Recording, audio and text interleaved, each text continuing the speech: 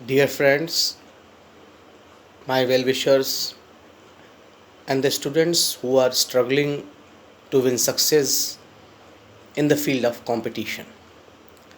Again, I'm here for you all with some important information. जी हाँ, मैं अतुल मिश्र आपके बीच उपस्थित हूँ बहुत महत्वपूर्ण सूचनाओं के साथ जो मैं आपसे साझा करने वाला हूँ। आज मोटिवेशन या इंस्पिरेशन की बात को थोड़ा सा विराम, मैं आज एक बहुत विशेष संदर्भ पर चर्चा करूँगा। A very important topic will be discussed.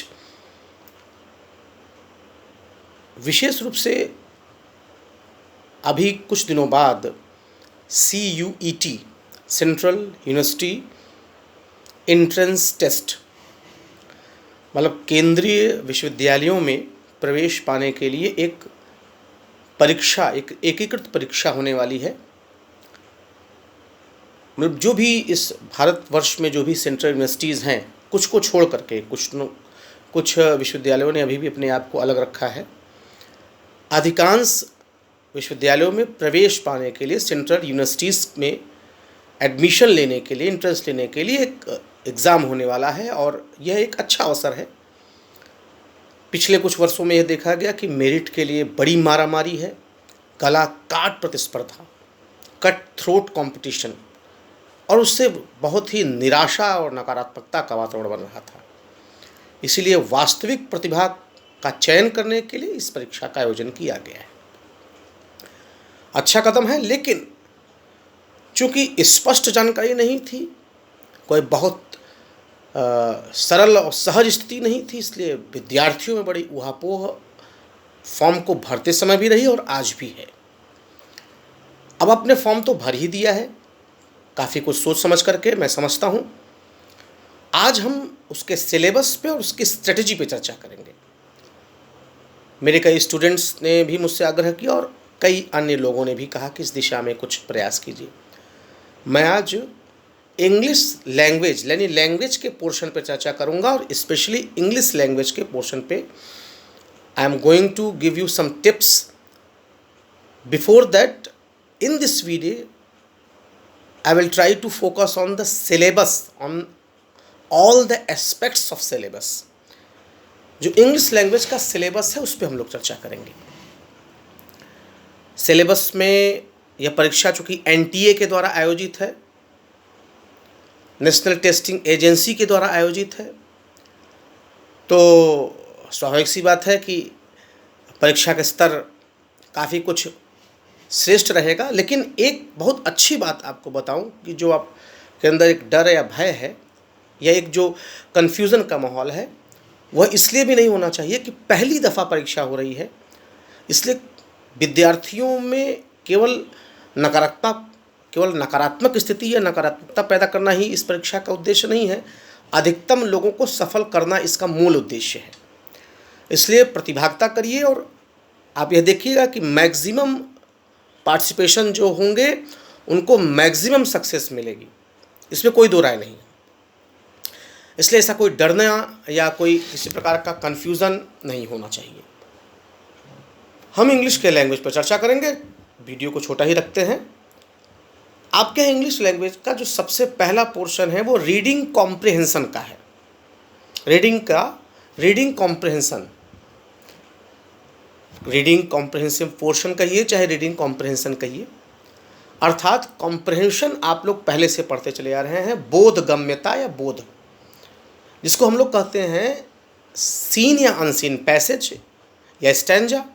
लेकिन चूंकि यहाँ पर परीक्षा में आप बैठ रहे हैं तो कुछ भी सीन नहीं है, अर्थात सब कुछ अनसीन है, और वह भी अपठित गद्यांश जिसे हम लोग कहते हैं। आपकी बोध को, आपकी समझ को विकसित करने के लिए, उसका परीक्षण करने के लिए रीडिंग कॉम्प्रिहेंशन है। आप इसको पढ़ते चले आए हैं, चाहे किसी भी बोर्ड्स के स्टूडेंट्स हों, आप निश्चित रूप से आपको पैसेजेस, आपने अनसीन पैसेजेस को हल किया होगा। ठीक वही चीज़ यहाँ पर भी होगी।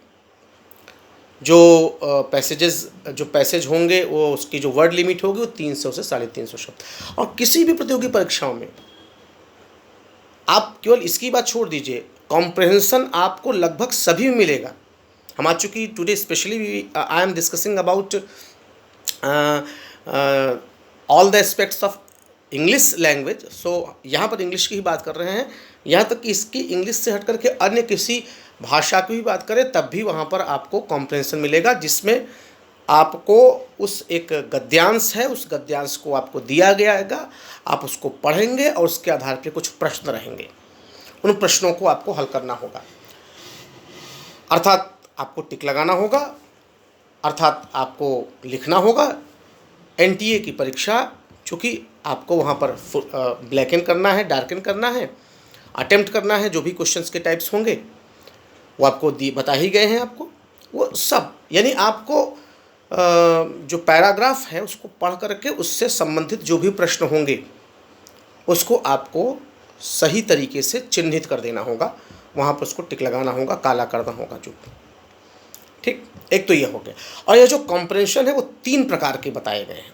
देखिए इससे थोड़ा सा यही सब चीज़ें इतनी ज़्यादा उसी कॉम्प्रहेंशन को इतना ज़्यादा उसको विस्तृत कर दिया गया कि उसके नए नए नाम रख दिए गए, तो आप परेशान हो रहे हैं। आप वही चीज़ पहले से पढ़ते चले आ रहे हैं। कहा जा रहा है कि फैक्चुअल कॉम्प्रहेंशन, फैक्चुअल क्या? अरे भाई, किसी गद्यांश में अगर आंकड़े विशेष रूप से दिए गए हैं, मान लीजिए न्यूक्लियर एनर्जी को लेकर के है, पॉपुलेशन को लेकर के है, एम्प्लॉयमेंट को लेकर के है, तो उसमें डाटा फैक्ट्स तो दिए ही जाएंगे। ज़्यादातर इनका जहाँ समावेश होगा, ज़्यादातर चीज़ें जहाँ पर इंक्लूड की गई है वो फैक्चुअल हो गया। तो आप तो ऐसे बहुत से हल किए होंगे, इसमें कोई दो राय नहीं, तो उसी को फैक्चुअल नाम दिया गया। दूसरा नैरेटिव कहा गया। नैरेटिव में अब आप जैसे इसके पहले निबंध आप लिखते चले आ रहे हैं, इसे वगैरह, visit to a historical place, ठीक, इस तरह के आपने कई एसेज लिखे हैं, ठीक। तो मीटिंग एन एक्सीडेंट सडनली, तो नैरेट करना, विवरण देना, इस तरह का के पैराग्राफ्स भी आपको मिले हैं, आपने पढ़ा है, आपने उनको हल किया कॉम्प्रहेंशन में, जिसमें किसी घटना विशेष की बात को पूरी तरह से अक्षरशः उसका विवरण दिया जाता है, ब्यौरा दिया जाता है। वहाँ फैक्ट्स, आंकड़े नहीं होते हैं, आंकड़े होते हैं तो बहुत कम होते हैं। इस तरह के आपको कॉम्प्रहेंशन मिलेंगे। तीसरा लिटरेरी है। तो लिटरेरी में वो किसी नॉवेल्स का, किसी स्टोरी का कोई एक्सट्रैक्ट आपको लेकर के रख दिया जाएगा। अब आप बताइए कि इसमें नया क्या है? मैं तो ये सोच रहा हूँ, जो तमाम लोग भ्रम में डालने का काम कर रहे हैं, बहुत से लोग बताने का काम कर रहे हैं ना, ऐसा कुछ नहीं है, ये सब आप हल करते आए हैं। अगले वीडियो में बताऊंगा कैसे हल करना है, क्या तरीका है, लेकिन ये 3 है, आप समझ लीजिए, माइंड मेकअप कर लीजिए। दूसरा है वर्बल एबिलिटी। अब वर्बल एबिलिटी क्या? अरे भाई, वर्बल एबिलिटी में आप कॉपी पेन लेके बैठ जाइए, नोट कर लीजिए क्या क्या आपको रहेगा, मोटे मोटे तौर पे बता दूँ आपको। आपने उनको पढ़ा है, जाना है। आप सबसे पहले वॉइस पढ़ेंगे, एक्टिव वॉइस, पैसिव वॉइस। आप उनको बदलाव, उनका एक्टिव वॉइस, पैसिव वॉइस का बदलाव। और अगर मैं इसको और अच्छा सरल तरीके से कहूँ बच्चों, बहुत ध्यान से कीजिएगा, ये जो वीडियो मैं बना रहा हूँ उसमें बहुत ऑथेंटिक बात है, इसे ज़्यादा से ज़्यादा शेयर करिएगा, लाइक करिएगा, सब्सक्राइब करिएगा, कमेंट्स अवश्य दीजिएगा, ताकि अगले वीडियो पे और कुछ अच्छी बातें। अब इसको हम ऐसा कहें, ये ट्रांसफॉर्मेशन का पार्ट है, रूपांतरण।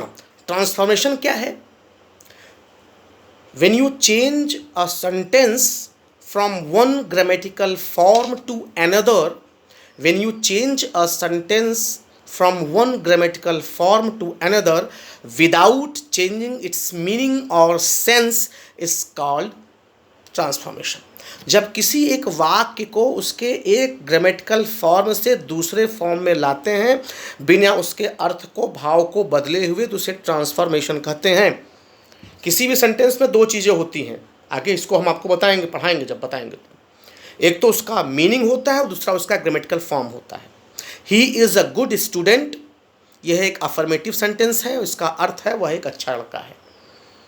अगर हमने कहा he is not a bad student, तो इसका मीनिंग एक है, फॉर्म चेंज होकर के नेगेटिव सेंटेंस हो गया। तो ट्रांसफॉर्मेशन में जो कुछ आता है वह भी आपको वर्बल एबिलिटी मिलेगा, आपको एक्टिव वॉइस, पैसिव वॉइस मिलेगा, आपको नैरेशन मिलेगा, डायरेक्ट इनडायरेक्ट नरेशन मिलेगा, आपको सिंथेसिस मिल सकता है। सिंथेसिस क्या है?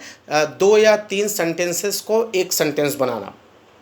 अच्छा, हमको लगता है हिंदी में इसमें इस तरह से चीज़ें होंगे ना, कॉम्बाइन टू और more than 2 simple sentences combination of two or more than two simple sentences into one complex sentence or one compound sentence or one complex on one simple sentence।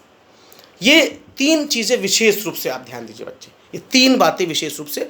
और भी कई तरीके हो सकते हैं जब एक सेंटेंस को ग्रामर के एक रूप से दूसरे रूप में रखना और उसका बिना अर्थ बदले, लेकिन ये बेसिकली तीन चीज़ों का उसमें ध्यान से पढ़ना होगा। ये वर्बल एबिलिटी है और कुछ नहीं, सीधा सीधा, घबराने की बात नहीं, इसको आपको वर्बल एबिलिटी। और तीसरा जो है वो रीअरेंजिंग द पार्ट्स। किसी सेंटेंस के पार्ट्स होंगे वो जो अव्यवस्थित रहेंगे, वो जम्बल्ड रहेंगे, उनको व्यवस्थित करना होगा। अब इसको आप ऐसा कर सकते हैं बच्चों कि ये आपको पार्ट्स ऑफ स्पीच पढ़ना पड़ेगा। आपको आर्टिकल्स से लेकर के पूरा, या ऐसा कहें नाउन से लेकर के आपको पूरा इंटरजेक्शन तक आपको विस्तृत पढ़ना होगा। मैं इसको ऐसा कहूँगा कि इसको आप कैसे पढ़ेंगे, कैसे करेंगे, इसके लिए आप सिंटैक्स समझ सकते हैं। The correct arrangement, the right arrangement of words in a sentence is called syntax. The right arrangement of words in a sentence is called syntax. तो सिंटैक्स आप पढ़ेंगे तो उसमें नाउन से लेकर के सब कुछ, सारी चीज़ें उसके साथ आपको आ जाती है, आर्टिकल्स वगैरह, डिटरमाइनर्स वगैरह सब उसमें आ जाते हैं। और अब व्यवस्थित रहेगा सेंटेंस, उसको आपको सही क्रम से रखना पड़ेगा। इसको ऐसा भी कर सकते हैं कि agreement of the verb with subject, सही तरीके से उसको व्यवस्थित करना। भाई सेंटेंस में सब्जेक्ट है, वर्ब है, ऑब्जेक्ट है, तो डायरेक्ट ऑब्जेक्ट कहाँ होगा, इनडायरेक्ट ऑब्जेक्ट कहाँ होगा, ठीक। ये सारी चीज़ें, जैसे अब इसको एक उदाहरण मैं आपको समझाऊँ, बताऊँ कि I gave a book to my friend, ठीक है। अब यहाँ पर बुक जो है वो नॉन लिविंग ऑब्जेक्ट है और फ्रेंड जो है लिविंग ऑब्जेक्ट है। नियम इसका ये होता है कि लिविंग ऑब्जेक्ट पहले और नॉन लिविंग ऑब्जेक्ट बाद में होता है, लेकिन अगर आप इसको फॉलो नहीं करते हैं तो लिविंग ऑब्जेक्ट जिसको आपने नॉन लिविंग के बाद में रखा है उसके पहले टू या फॉर प्रीपोजिशन लगता है। यानी I gave my friend a book, अगर आप ऐसा नहीं करते हैं तो I gave a book to my friend, आपको वहाँ टू लिखना पड़ेगा। ये आप रीअरेंज भी कर सकते हैं, इसी चीज़ को अव्यवस्थित कर दिया जाए और इसी चीज़ में उसको जम्बल्ड कर दिया जाए, उसको सही तरीके से रख सकते हैं। यानी आप जब सिंटैक्स पढ़ेंगे तो ये उसमें ही आ जाएगा, उसका नाम बदल कर चाहे जैसे रख दिया जाए, पढ़ना आपको वही है। फिर आपको चूजिंग द करेक्ट वर्ड, वह भी इसी में आ जाता है, सही शब्द का चयन करना। वहाँ एक खाली स्थान रहेगा, वहाँ पर सही शब्द का चयन करना है। अब इस वजह से प्रीपोजिशंस को आपको बहुत थारोली पढ़ना पड़ेगा। प्रीपोजिशंस में जैसे मैं बताऊँ कि I am talking about you, I am talking about, हम लोग बात करते हैं, लेकिन सही क्या है, I am talking of you, I am talking about a thing, not living about, but living being के लिए फॉर ऑफ लगता है। तो ऐसे बहुत सी चीज़ों को आपको यहाँ पर पढ़ना पड़ेगा वहाँ पर। ये आपका हो जाएगा चूजिंग द करेक्ट वर्ड। फिर आपका फिफ्थ है सिनोनिम्स एंड एंटोनिम्स है। भाई वर्ड्स है, इसका कोई क्षेत्र ही नहीं है, कितना लंबा क्षेत्र होगा, कोई दो बात नहीं इसमें, सही है। लेकिन हम लोग प्रयास करेंगे, मैं आपको टिप्स दूंगा, बताऊंगा कहाँ से आप पढ़ने, कितना पढ़ने का काम चल जाएगा। और अंतिम है वोकैबुलरी। वोकैबुलरी में अब इसके अलावा भाई क्या वोकैबुलरी बची, हाँ बची होमोफोन्स। अब होमोफोन्स मतलब जैसे PEACE और PIECE, दोनों का प्रोनाउंसिएशन एक है लेकिन दोनों का अर्थ अलग है, ये होमोफोन्स कहलाते हैं। LATER और LETTER और LATTER, लेटर लगभग प्रोनाउंसिएशन एक है लेकिन उनका मीनिंग अलग है, ये होमोफोन्स है। वन वर्ड सब्स्टिट्यूशन, वाक्यांश के लिए एक शब्द, जैसे one who loves the whole mankind, उसको फिलैंथ्रोपिस्ट कहते हैं। हिंदी जैसे नास्तिक आस्तिक से ईश्वर पर जो विश्वास करे उसे आस्तिक कहते हैं। तो वो वोकैबुलरी। ईडियम्स और फ्रेजेस, इतनी ही चीज़ें आपके पढ़नी हैं, इसलिए बहुत सरल सहज है। विशेष रूप से वोकैबुलरी का थोड़ा सा फील्ड ज़्यादा है, बाकी सब कुछ लिमिटेड है।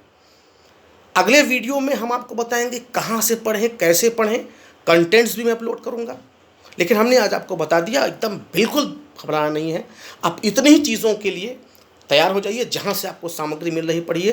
तब तक एक दो दिन में मैं अगला वीडियो आपके बीच में ही रखता हूँ, तो मैं आपको स्पष्ट कर दूंगा क्या क्या कैसे पढ़ना है और क्या कुछ मैटर आपके सामने भी रहेगा, उसको पढ़ना है तो आपको निश्चित सफलता मिलेगी। चैनल को लाइक शेयर सब्सक्राइब करें, बेल आइकन प्रेस करें, पॉजिटिव कमेंट्स अवश्य दो, कोई सलाह सुझाव हो उसको भी दें।